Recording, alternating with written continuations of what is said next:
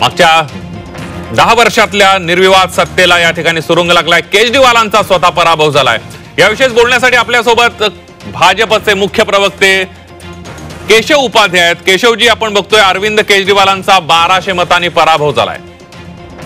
अरविंद केजरीवालांचा पराभव किंवा आपचा पराभव एका व्यक्तीचा किंवा एका पक्षाचा पराभव नाही, तर एकूणच निर्णायकी खोटेपणा, नाटकीपणा आणि भ्रष्टाचार, सामान्य माणसाचा आव्हान प्रत्यक्षामधली कृती खूप वेगळी आहे हे सांगणाऱ्या वृत्तीचा पराभव आहे।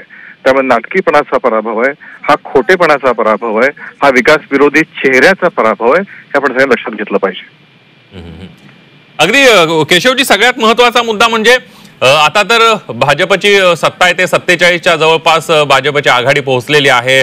आपची 27 वर्षांनी या ठिकाणी काँग्रेस भारतीय जनता पार्टी सत्तेवर येणार आहे। अगदी बरोबर आहे। मला सकाळी बोलताना संजय राऊत असं म्हणाले की महाराष्ट्र पॅटर्न भारतीय जनता पार्टी दिल्लीत राबवत आहे।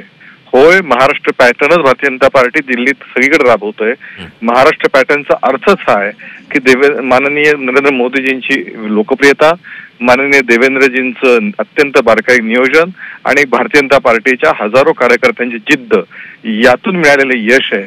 दिल्लीत याच पद्धतीचं नियोजन, या पद्धतीचं काम हे केलं गेलं आणि दिल्लीच्या लोकांनी विकासासाठी पुन्हा एकदा नरेंद्र मोदीजींना वरती विश्वास टाकलाय आणि त्यातून हे इतकं मोठं यश, इतकं भव्य यश हे भारतीय जनता पार्टीला मिळतंय, ज्यातनं जवळपास 25 वर्षानंतर भारतीय जनता पार्टी पुन्हा एकदा त्या ठिकाणी सत्तेवर येते।